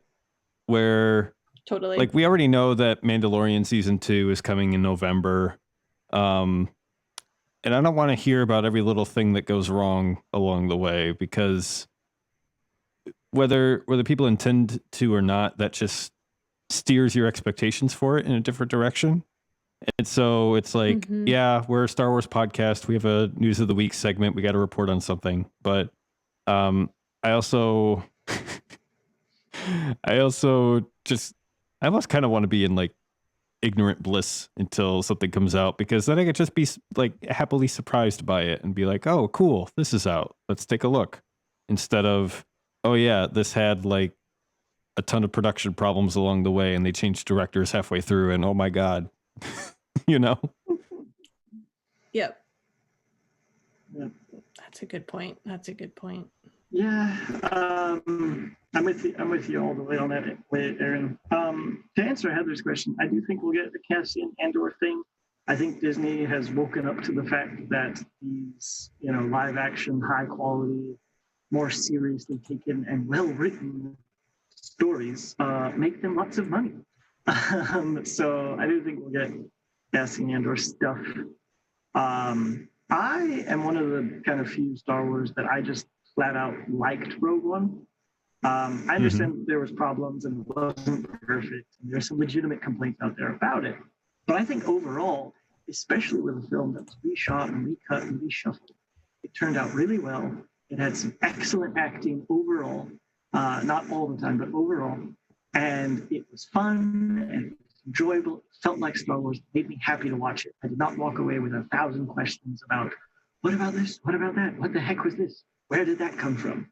There's just pure, simple, good Star Wars, very reminiscent of something like Episode 4 or Episode 6. You know, much more just Star Wars. That's it. So I like Rogue One a lot. I like Cassian as a character. I like that once again he's one of those little bit more morally ambiguous characters like Lando, because he shoots the informant, talks to him so he can get away. He talks about like, I've done horrible things for the rebellion. Which is something that every rebellion does at some point, right? Not everyone who joins is Mr. or Mrs. Goody Two Shoes. And so I liked him. I think we'll definitely get something out of this. Hope that everything goes smoothly and that at the end of the coronavirus there isn't some big blow up about this. But I agree with Aaron. I'd rather just not hear about it. You know what? I'm kind of with you. I mean, there's something to a teaser. There's something to an announcement. There's something about putting an earworm in, but then be done.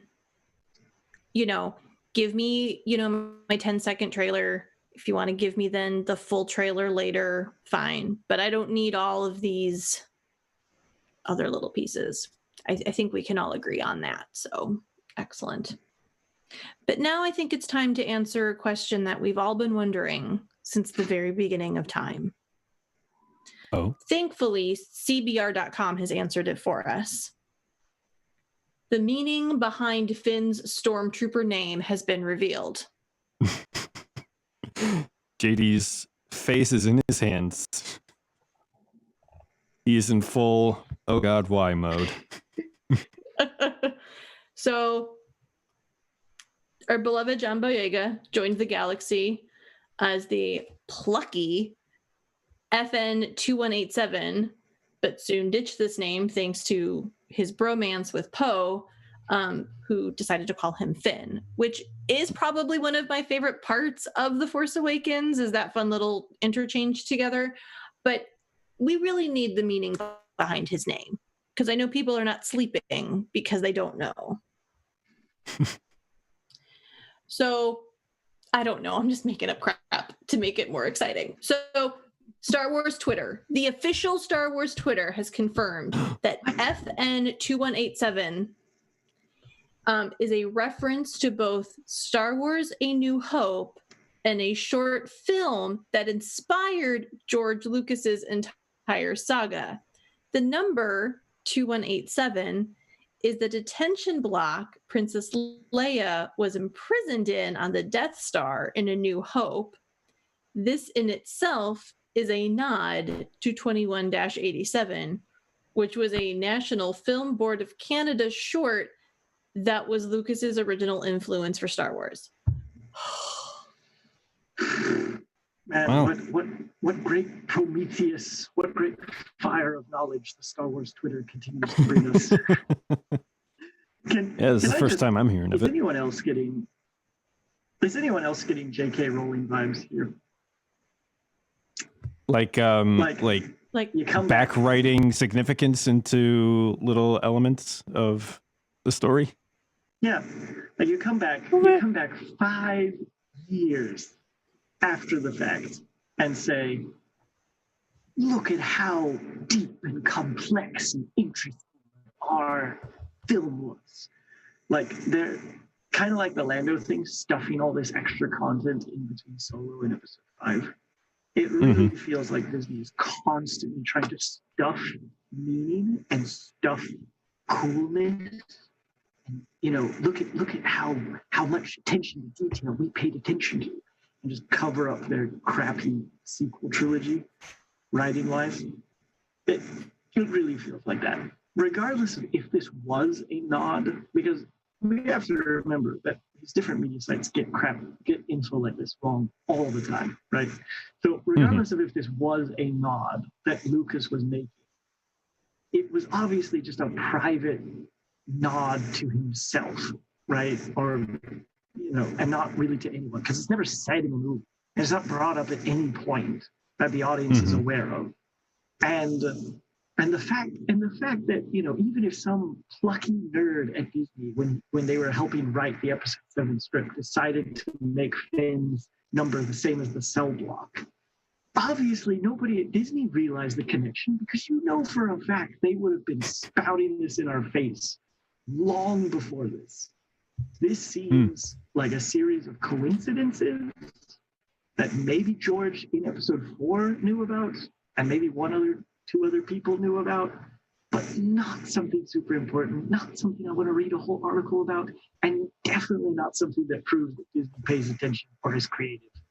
And I really hate this entire article, everything it stands for, and everything it's trying to shove into my subconscious. Ouch. Ouch, dude. Yikes. Okay. You went full auto on him. Well, yeah, Aaron. Yeah, it's kind of it's kind of like before Solo came out. I think they kind of got projections that maybe the opening weekend wasn't going to be so big, and so Larry Kasdan kind of dropped the hint in interviews like, "Oh yeah, Lando, he's totally pansexual now," and then there's no indication of that in the movie except that he falls in love with the female droid? ? That's not how it works. So it just comes across as like embarrassing and insulting to actual pansexual people, where it's like, oh, there's nothing to indicate. You just wanted the inclusivity points, didn't you?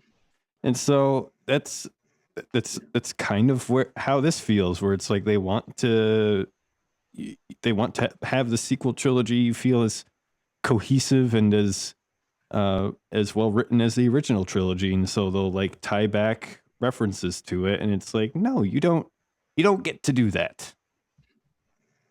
Well, if you haven't already figured it out, friends, when you take 2187 and you flip those numbers, 87 minus 21 is 66, aka Order 66. Oh, it all makes sense now. Right? It all comes together. Everyone's conspiracy theory boards are now completely wrong and have to be redone. No. You know how I think it actually happened? I hate this. What? So it's 2 days before George Lucas's like first draft deadline for Revenge of the Sith, and he's like, I need him to say like something really cool here, where he gives the order to kill all the Jedi. So maybe execute order something would work. Yeah, but I need like a number, like execute order 27. No, needs to sound something evil. Execute order 666. That's a pretty evil number. No, that's too obvious. Oh yeah, what about execute order 66? I got it. And then he just never went back to it. Because wasn't the episode 3 script written like in a day or in like a day and a half or something? And it was just the one draft and they just went for it? It was finished a week before they started shooting. Yeah, like, the prequels barely had any cohesion because Lucas had written everything. He had written 1 through 6. So he had it all rattling around in his brain pan. So he was like, yeah, okay, need to make this connection. I need to, say what the Clone Wars were. I need to show how C-3PO and R2-D2 showed up, and I need to make these connections. So he did. He didn't necessarily do them well. He did, because he knew where the frick he was going. And then in the sequel trilogy, they come back years later, like J.K. Rowling. They say, guess what, guys? Something I never put in the book. It was here all along. F you. Go away. Go away. We are never going to like 7 through 9 as much as we like 4, 5, and 6. Just give up. Just give up, Disney. Move on. Cut your losses. Cut your millions and billions of dollars that you made on all your poor sheeple fans and just walk away. We're tired of hearing about it. Well, whether or not you like 4, 5, and 6, 1, 2, and 3, or 7, 8, and 9, and regardless of what order in it, I've got another trailer for you. Oh, God. So I will point out that this particular trailer, it is very important that you have seen all 7 films. All 9 Spoilers films. abound. Not 7, because that's bad math. Because there are spoilers abound. But if you hop over to YouTube and you Google search the Skywalker Saga trailer and hit enter, you will find this trailer. It's about 3.5 minutes, and it's basically the story of the Skywalkers, everywhere from the original trilogy, beautiful opening of Luke looking at the dual suns, and then back and forth through time and what happens. I will say I saw a modified version of this. This was before The Rise of Skywalker had come out. That Disney actually showed at one of their Hollywood studio, like, you all gather outside Grauman's Chinese Theater that's there, and they put on a show for you kind of a thing, and they did this whole mashup thing. I may or may not have been in tears when it was going on, so but I was, you're in the moment and you're at Disney and all the emotions, so this may or may not bring that to you, but obviously I can't put a trailer in the podcast. Or can we? What? Hit it, Johnny. Did you do it? Wow, what an amazing trailer. Wow, what an interesting trailer. Can I say, we already did the spoiler warning at the beginning, but I have never seen a trailer with that many spoilers. Like, there are some major spoilers all throughout that trailer. And I understand you have to highlight 9 movies and pretty much everybody who's going to be buying this set, because it is a trailer for all 9 of them in a new package Blu-ray set. Mm-hmm. Give us more money, even though you've probably already bought the 1, 2, 3 set and the 4, 5, 6 set. Pay us again, just because. Like, it's the same attitude that they made the sequels with. It's really reckless. It just doesn't care. It doesn't care who's watching. And they just throw spoilers in there. Ooh, that was a cool shot. That was an interesting thing. Throw it in there. And it's like, imagine if you are somebody who hasn't, watched 8 or watched 9, and you're like, ooh, like, I'm kind of curious about what this new trailer is. Like, is this a new movie or something? It's really reckless, because episode 9 isn't even like properly out yet, anyway, that was just annoying for me to see this. I don't care. I knew that they were going to do a 1 through 9 box set, whatever, but just, man, have some restraint. Just put some effort into your work. I know that's hard for you Star Wars Disney people out there, but come on. So I didn't think we'd be bashing Disney so much at the beginning of this episode, but I have to say it's really irritating when you watch this trailer. It's pretty obvious that what they're doing is they're kind of like grandma, like knitting on the back porch in like a rocking chair, saying "Remember when," and it brings up all the great moments of the Star Wars saga. The Skywalker saga, and then it just like clearly it's favoring all of the sequel trilogy stuff that Disney has produced, and it feels like they're just trying to like take credit for all the good stuff in the first 6 films, and then just trying to like position their sequel trilogy as like the peak of what Star Wars has become. And it's like, nah, nope, you You're not allowed to do that, Disney. You're not getting away that easy. No, they will. That's the unfortunate part. They will. How much has Star Wars made Disney? I need to know. Oh, okay. Aaron is going to find out. Oh my goodness. The combined news more than would be- $8 billion investment has exceedingly paid off for Disney. Marvel Studios has made more than $28 billion at the box office alone, while Star Wars is the centerpiece of Disney's future, Disney Plus. I need well, I know they made back their like $4 billion 6 years after buying Lucasfilm.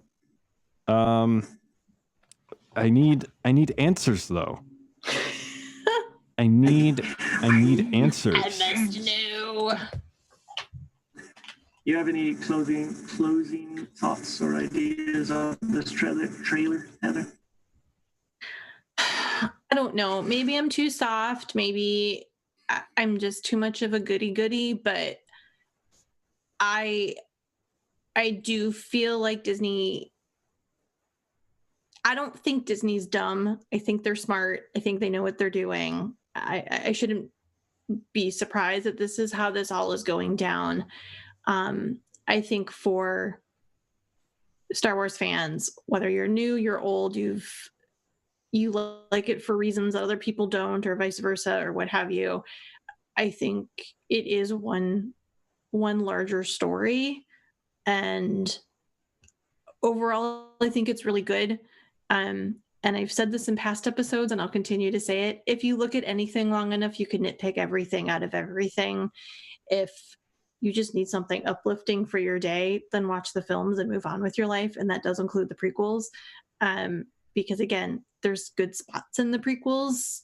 There's not great spots in the prequels, but there are some good spots. But yeah, so I mean, I say give it a watch. Definitely be prepared for the spoiler component if you've not seen all 9 films. And you know what? If you have the means to buy the giant box set to commemorate all of it, that is your decision. Yeah, if you haven't bought any of the sets, go for it. If not, probably just wait until 7 through 9 come out as their own thing. Buy that. Yeah, I guess to Heather's point, and kind of as a closing thought before Mr. Aaron Mann takes us out, I gotta say, because I've probably been the most negative one in this podcast. At least you're self-aware. I absolutely love Star Wars. I love the universe. I love the world that Lucas built and others have expanded on. Video games, comics, movies. I love Star Wars. And so the negativity and kind of the bashing that I have, which is more specifically focused on 7, 8, and 9 at the moment, it's out of a desire to see this franchise get better, to see it do better, because I, as somebody who grew up with this franchise, who is completely in love with the Old Republic and things that a lot of people have no idea about, and that just shows you how expansive and how massive this universe is and how it truly does have something for everyone. I know the potential this universe has, as do pretty much anybody who's ever loved Star Wars for any reason. And I hope that as we move forward, as we get more content, that potential will, at least on an occasional basis, will be met. It won't always be met, but just I can only hope that Star Wars has the best in front of it. Nicely put. Well said. And with All that, right, I think it's time to wrap up this episode. Good job. Thanks again for listening to another episode of WSTR Galactic Public Access. Once again, you can check us out on social media, WSTR Media, all one word, all lowercase. We want to hear from you, so please comment, tweet, rate us on Apple Podcast. We will read you live on air. Might even throw in some swag. You can email us at mailbox@wstrmedia.com. Leave us a voicemail at 630-557-WSTR. That's 630-557-9787. Call in and we'll put you on the show. You can catch our entire back catalog of episodes at podcast.wstrmedia.com. We got merch over at store.wstrmedia.com. We are on the Patreon now, patreon.com/WSTRmedia.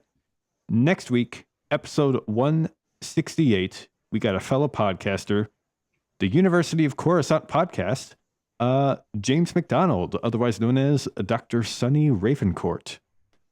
Now, that's not a name I've heard in a long time. A long time. Don't forget, we have a contest, our road to 3,500. We want to reach 3,500 Twitter followers by May the 4th. We're currently at 3,319. We're almost there. Stay on target. Head on over, follow us on Twitter. And we got a giveaway for one of the people who follows us during this time to help us get there by May the 4th. Stay on target. Stay on target.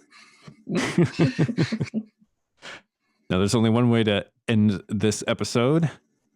Now, this is podcasting. Woo! What a ride. Only I could be as smooth as Lando. Mm.